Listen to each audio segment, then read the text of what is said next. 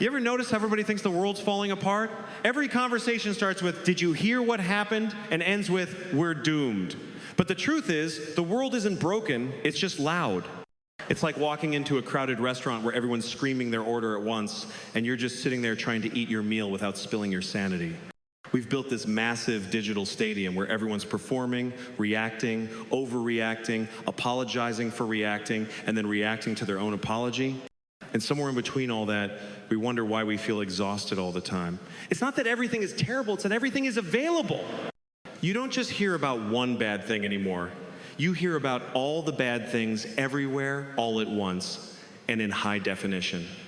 We're tuned into the global suffering network 24 hours a day, 7 days a week. There's no off switch. Even when you close your phone, you can still feel it buzzing in your head like a ghost notification saying, "Hey, someone out there just said something dumb," and you should probably get upset about it. And that's the thing, we confuse awareness with participation. We think scrolling is the same as caring. We mistake knowing for doing.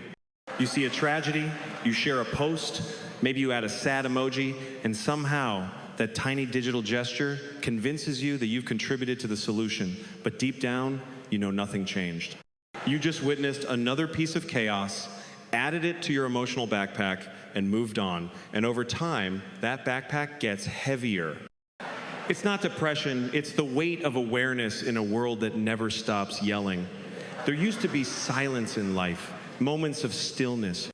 You'd walk outside, hear the wind, maybe a dog barking, and that was it. Now, every quiet second feels suspicious. You pause, and your brain immediately says, "You should be checking something." You can't even watch the sunset without thinking, "Should I post this or just enjoy it?" And even when you decide to enjoy it, a voice in your head goes, "Well, no one will know you enjoyed it." It's madness disguised as modern living. We've mistaken constant stimulation for meaning. We chase every ping like it's a purpose. And the more we consume, the less we actually experience. It's like emotional fast food, cheap, quick, and leaves you hollow 10 minutes later. We've built this culture of noise where silence feels like failure. If you're not posting, producing, or reacting, people think something's wrong. But maybe that's the point. Maybe something is wrong, not with us individually, but with the fact that we forgot how to just exist without performing it. And when you pay attention to all this, it messes with you. You start seeing patterns. You realize how easily people get outraged, how quickly they forget, how performative empathy has become. You watch everyone racing to look like they care more than the next person, and you can't help but think, is anyone actually okay? And that thought right there, it's what people mistake for depression. But it's not sadness out of nowhere. It's what happens when you're awake in a world that keeps telling you to stay asleep. It's funny though, because once you really start noticing, you can't unsee it. The fake smiles, the filtered perfection, the inspirational quotes next to pictures of people who are falling apart behind the camera, it's all theater. And the weird part is, everyone knows it's theater, but we all clap anyway. Because deep down, we're afraid to admit we see the cracks. We're afraid to say, "Hey, I think everyone's pretending." Because if you do, people treat you like a downer, like you're bringing bad vibes into their curated feed of fake sunshine. But awareness isn't negativity, it's honesty. It's not. That you don't see the good in the world, it's that you see all of it. The good, the bad, and the absurd, and your brain's just trying to reconcile it. You can't unlearn that the world runs on contradictions. You can't forget that behind every smiling post, there's a hidden struggle. And when you start recognizing that pattern everywhere, yeah, it can feel heavy, but that heaviness isn't depression. It's the weight of being tuned in to reality. And you know what's strange? Once you stop fighting it, it starts to make sense. You begin to appreciate the noise for what it is, a distraction machine. You stop expecting clarity from chaos. You stop expecting meaning from algorithms. You start realizing that not everything needs your reaction. Not every opinion deserves your outrage. And not every story needs your emotional investment. You begin to filter what deserves your attention. And suddenly, the world quiets down a little. The truth is, paying attention doesn't make you miserable. It just makes you aware of how absurd everything is. The news is basically a horror movie with commercials for antidepressants in between scenes. Social media is like being trapped at a party where everyone's shouting their highlight reel into your face. But once you see it, once you understand it, you can laugh at it instead of drowning in it. You can look at the chaos and say, all right, that's insane, and move on without letting it poison your peace. And maybe that's what balance really is, not ignorance, but selective attention. You can't shut out the world completely, but you can choose what deserves space in your head. You can stop mistaking noise for connection and start reconnecting with silence, with simplicity, with real moments that don't need an audience. You can stop running from discomfort and start recognizing it as part of being alive.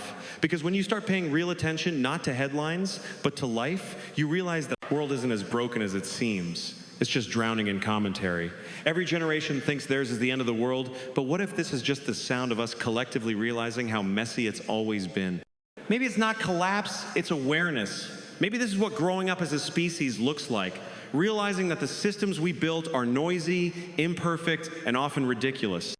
But within that noise, there's still laughter, there's still kindness, there's still beauty that doesn't need validation to exist. You just have to turn down the volume enough to notice it. So no, I'm not depressed. I'm just paying attention. And if that makes me seem sad sometimes, it's only because I can hear the static everyone's trying to pretend isn't there. But the good news is, once you start noticing it, once you accept that the world is loud and messy and full of contradictions, you can finally stop trying to fix it all and just live in it. Not escape it, not drown in it, but live in it with your eyes open, your humor intact, and your sanity protected by a simple truth. The world isn't broken, it's just loud. We've been tricked into believing that happiness is supposed to be this permanent state, like something you buy once and then just keep forever, like a lifetime warranty for your emotions. Every commercial, every influencer, every self-help quote on your feed is basically screaming the same thing. You should be happy all the time, and if you're not, there's something wrong with you.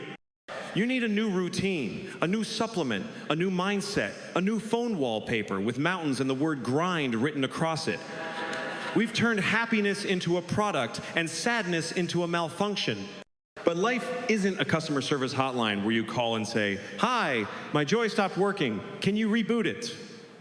The truth is, happiness was never meant to be constant. It's supposed to come and go, just like hunger or tiredness. You don't stay full forever after one meal, right? You don't sleep once and say, well, that's it for the rest of my life. But that's how we treat happiness.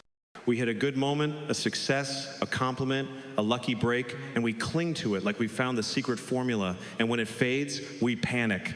What happened? Why don't I feel that anymore? What happened is reality. That's what happened. The world sold us this illusion that happy people have their lives together, that they wake up glowing and meditate before breakfast while humming gratitude mantras. But if you've ever actually met someone like that, you know they're usually one traffic jam away from losing their minds. Because pretending to be happy all the time is exhausting. It's not joy, it's performance. And most of us are just too tired to keep pretending.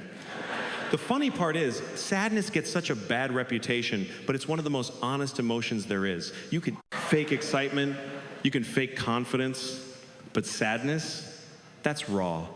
That's truth. It shows up when something matters. It's your mind's way of saying, hey, that meant something to you. But we don't like hearing that. We treat sadness like a virus. We try to cure it immediately, scroll it away, drink it away, shop it away, distract it until it stops knocking.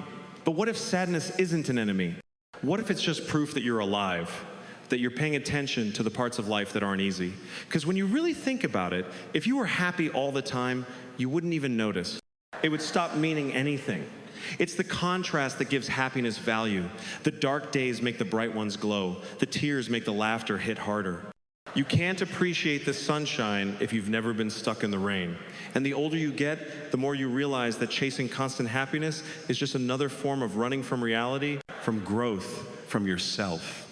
Somewhere along the line, we started thinking that feeling down is a personal failure. People post things like, if you're not smiling, you're wasting your life. Really? Tell that to someone going through grief or heartbreak or just trying to make rent. Life isn't a motivational poster. It's messy, it's unpredictable, it's unfair, and sometimes it's hilarious in the worst ways. You can't Photoshop your emotions and call it enlightenment. Real happiness doesn't come from pretending everything's fine. It comes from knowing everything isn't fine and still finding a reason to keep going anyway. And you know what's really strange? When you stop chasing happiness, it starts showing up more often. Because suddenly you're not measuring it. You're not comparing it to someone else's filtered version. You're not saying, I should be happier by now. You're just living. And in those quiet, ordinary moments, like when you make a perfect cup of coffee, or your dog looks at you like you're the best person on earth, or you laugh so hard your stomach hurts, you realize, this is it. This is happiness. Not the big cinematic kind with fireworks and orchestras, but the small, human kind that sneaks up on you when you're not performing for it. We keep thinking happiness is supposed to be grand, but sometimes it's just peace. Sometimes it's being okay with not being okay. Sometimes it's getting out of bed when your brain tells you to stay down. Sometimes it's laughing at something dumb in the middle of a bad day. We spend so much energy trying to fix our emotions that we forget to feel them. But the truth is, you can't fix what isn't broken. You're not supposed to be happy all the time. You're supposed to be human all the time. And maybe that's the real lie, the idea that humans are supposed to function like machines. Machines don't get tired. Machines don't feel. Machines don't doubt themselves. But you get sad, you get scared, you get lost, and that's exactly what makes you capable of joy. You can't appreciate light without darkness. The ability to feel deeply is what makes life beautiful, even when it hurts, especially when it hurts. There's this strange freedom that comes with accepting that happiness isn't a destination, it's a visitor. It comes, it goes, it comes again. It doesn't owe you anything, and you don't owe it perfection. Once you stop trying to control it, you start seeing it everywhere. In mistakes, in moments of rest, even in tears. You realize that sadness doesn't erase happiness, it deepens it. Like layers of a song, every emotion adds something to the melody of your life. And isn't that what we all want, really? Not endless happiness, but meaning. Something real. Something that lasts longer than a dopamine hit from likes or followers or compliments. Happiness fades, but meaning sticks. And sometimes the most meaningful moments aren't the ones that make you smile. They're the ones that make you stop, breathe, and think, wow, this hurts, but it matters. We keep trying to edit our emotions like they're a bad photo. But life isn't meant to be polished. It's supposed to be lived. Some days you'll feel unstoppable. Some days you'll feel invisible. And both are part of the same story. You're not broken because you have bad days. You're human because you have all kinds of days. So the next time you feel like you're losing your happiness, don't panic. Don't go looking for a fix. Just sit with it. Feel it. Let it teach you something. Because happiness isn't a permanent state. It's a signal that you're alive in the full range of human experience. And if that experience sometimes hurts, that's okay. That's what gives it texture, weight, and truth. Because maybe the point of life isn't to be happy all the time. Maybe it's to be real, to feel everything, joy, sorrow, confusion, laughter, and keep showing up anyway. To live so honestly that even your sadness has meaning. And when you can do that, when you stop chasing happiness like it's a prize and start living like every emotion has its place, you finally understand what peace feels like. Not the loud, glittery kind. The quiet, grounded kind that says, I'm okay, even when I'm not. We live in a world where the moment we feel something uncomfortable, we rush to fix it. You feel anxious, and immediately you're Googling 10 ways to stop anxiety. You feel lonely, and suddenly you're downloading every app that promises connection. You feel sad, and your brain says, there's something wrong with me. I need to get rid of this right now. But what if there's nothing wrong? What if the feeling itself isn't the problem? What if the problem is that we've forgotten how to feel without trying to fix? We've been conditioned to believe that. Every unpleasant emotion is a glitch. We treat sadness like it's a software bug that needs an update. But emotions aren't errors, they're signals. They're messages from parts of you that still care, that are still alive, that haven't gone numb yet. And that's the thing most people miss. Numbing yourself isn't healing, it's hiding. And hiding might give you relief for a moment, but it also costs you something deeper, your connection to yourself. Think about how often we try to distract ourselves when something feels off. The second discomfort shows up, we grab our phones, open social media, scroll through other people's fake joy, and hope it rubs off. But all it does is push the emotion down for later, where it waits, quietly stacking up until it eventually bursts through at the worst possible time. You ever notice that? You're fine for weeks, and then suddenly you cry because your sandwich fell apart? That's not about the sandwich. That's every unprocessed feeling you refuse to deal with, showing up uninvited. The truth is, feeling deeply takes courage. It's uncomfortable, it's messy, and it doesn't always come with answers, but it's real. And there's something powerful about sitting in that reality and saying, okay, this hurts, but I'm gonna stay, because that's how you build emotional strength. Not by avoiding pain, but by learning that pain won't destroy you. It's not permanent, it passes. Every feeling has an expiration date if you just let it exist long enough. We don't let ourselves sit with emotions anymore because sitting with them feels like doing nothing. And we live in a culture that worships productivity, even in healing. We want to achieve peace, like it's a trophy. But you can't rush through emotions like a to-do list. You can't outsmart sadness or negotiate with grief. The only way out is through. And the only way through is to actually feel what's happening, to name it, to breathe through it, to let it unfold without trying to slap a motivational quote on top. There's beauty in slowing down enough to notice what's really going on inside you. When you stop running, you start hearing the truth behind the noise. Sometimes you realize you're not actually angry, you're hurt. You're not bored, you're lonely. You're not broken, you're tired. Emotions have layers, and most of us never dig past the first one because we're too busy trying to make it disappear. But when you actually stay long enough to understand what the emotion is trying to tell you, it changes shape. It becomes softer, less scary. You start realizing that maybe the feeling wasn't the enemy, it was the teacher. And here's the thing about allowing yourself to feel. It doesn't make you weak, it makes you free. The things you refuse to face end up controlling you. The pain you keep avoiding builds walls around your life. But the moment you look at it, name it, and let it breathe, it loses its power. You reclaim it. You stop being defined by what you're running from. And that's where real peace starts, not from fixing everything, but from accepting what you can't fix and choosing to live anyway. We're so quick to distract ourselves that we forget how healing presence can be. You ever sit with a friend who doesn't try to fix your problems, who just listens, nods, and says, yeah, that's tough? That's all most of us need. We crave presence, not solutions. And the same applies to yourself. You don't need to solve your emotions, you just need to be present with them. You have to become your own witness. Because when you sit with yourself long enough, without judgment, you start to realize how temporary everything really is. Anger, sadness, loneliness, they all come and go like weather. You are the sky, not the storm. But we live in a time where people mistake distraction for healing. You feel sad? Watch a series. You feel anxious? Take a selfie. You feel lost? Start a new hobby, maybe 5 of them. It's like we're allergic to stillness. But the truth is, every emotion you refuse to feel waits for you. And it doesn't go away until it's acknowledged. The longer you ignore it, the louder it gets. That's why so many people feel burned out. They're not tired from doing too much. They're tired from feeling too little and pretending they're fine. When you stop numbing yourself, something amazing happens. You start feeling everything again, not just the pain. The laughter gets louder, the small moments feel bigger, and even ordinary days carry weight. That's the trade-off. The deeper you're willing to feel the hard stuff, the more capacity you have to feel the good stuff. People think emotional numbness protects them, but it doesn't. It just flattens the whole experience of being alive. You can't selectively numb. If you block out pain, you block out joy too.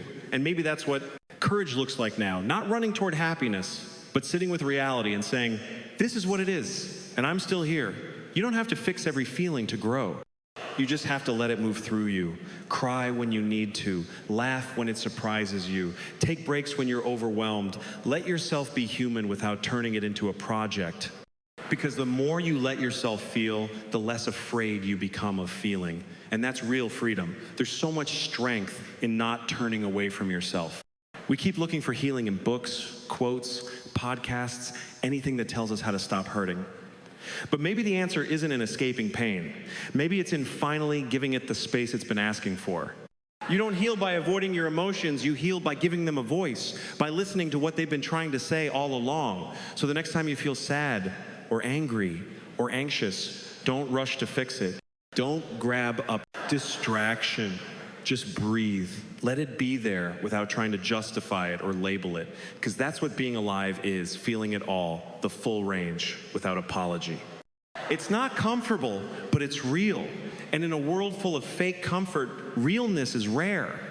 When you can sit with your emotions without needing to escape them, you realize you were never broken, you were just human the whole time. You know what's funny? We spend so much time pretending everything's fine that we actually start to believe that pretending is living. We pace smiles over exhaustion, laughter over loneliness, filters over reality, and somehow convince ourselves that's what strength looks like. But real strength isn't about pretending things are okay, it's about being honest enough to admit they're not and still showing up anyway. It's about looking at the world, seeing the madness, the noise, the pain, and saying, yeah, I see it, and I'm still here. Because that's what paying attention really means. It's not cynicism, it's clarity. The world teaches us early that if you look too closely, you'll lose your joy. People say, don't watch too much news, it's depressing. Or, don't think too hard about that, you'll just make yourself sad. But maybe the sadness isn't the problem. Maybe the problem is that we keep trying to escape reality instead of learning how to live within it. When you pay attention, you start noticing that most people are just trying to hold it together. Behind every confident face is a quiet struggle. Behind every success story is 1,000 tiny moments of doubt, fear, and almost giving up. And when you realize that, something shifts. You stop judging people so harshly. You start understanding that everyone's just doing their best, even when it doesn't look like it. Paying attention is uncomfortable because it removes the illusions that make life easier to digest. You start to see how people wear masks to survive. You see how systems fail, how people hurt each other out of fear, how so much of what we call normal is just collective denial. But here's the thing, it's not supposed to be comfortable. Awareness isn't meant to be soft. It's meant to wake you up. And once you're awake, once you really see things as they are, that's when you get to make a choice. Do you stay bitter about it, or do you find light in it anyway? Because that's where the real courage comes in, not in ignorance, but in the decision to keep your heart open after seeing the truth. It's easy to be hopeful when everything's perfect. The real test is whether you can still laugh, still love, still care, even when you know how messy the world is. And maybe that's what finding light actually means. It's not about searching for something external. It's about discovering that even in the middle of all this chaos, there's still something good in you that refuses to give up. And once you start living that way, life changes. You stop expecting it to be fair. You stop expecting people to always understand you. You stop waiting for perfect conditions to feel joy. Instead, you start finding it in the cracks, in the small, absurd, beautiful details that make life worth living. Like the way a stranger holds the door open without expecting thanks. Or the way the sky looks right before a storm, dark but alive.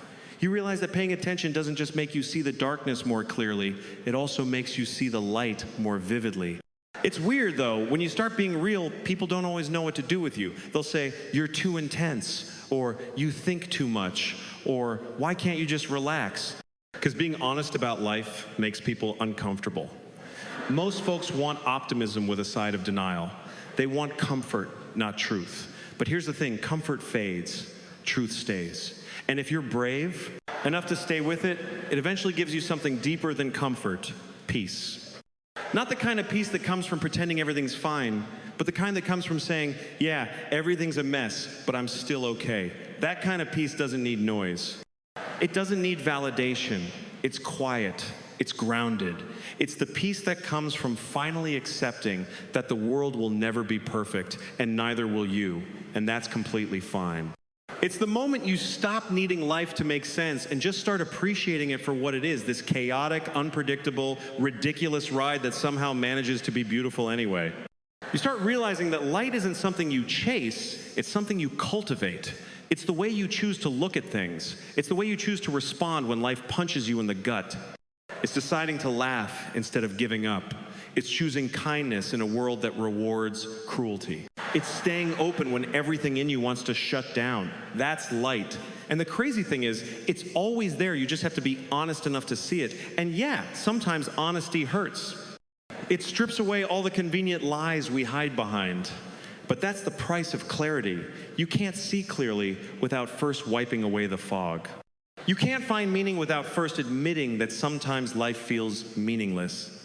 But when you do that, when you face the discomfort, you earn a kind of peace that can't be shaken.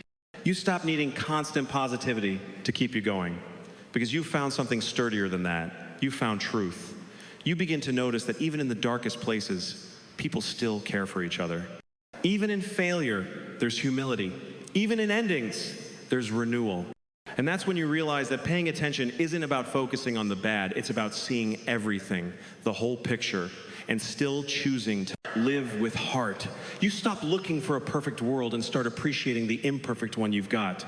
You stop asking for everything to make sense and start dancing with the nonsense. And maybe that's what happiness really is, not the absence of pain, but the acceptance of life as it is. Not polished, not filtered, not easy, but real. Because once you see clearly, you can finally stop running from the chaos and start finding meaning in it. You realize that life isn't something to figure out, it's something to feel. And when you let yourself feel it fully, the pain, the joy, the confusion, the laughter, it all blends together into something deeply, unmistakably human. So no, I don't want to be blind to what's happening in the world. I don't want to numb myself just to survive it. I'd rather see it all, the beauty, the tragedy, the absurdity, because that's the price of being awake. And maybe that's the point. Maybe we're not supposed to find peace by closing our eyes, but by keeping them open and learning how to live with what we see. Because the truth is, the light isn't somewhere else waiting to be found. It's right here, in the honesty, in the awareness, in the act of choosing to stay awake while everyone else looks away. And that choice to stay, to see, to keep feeling is what makes you alive.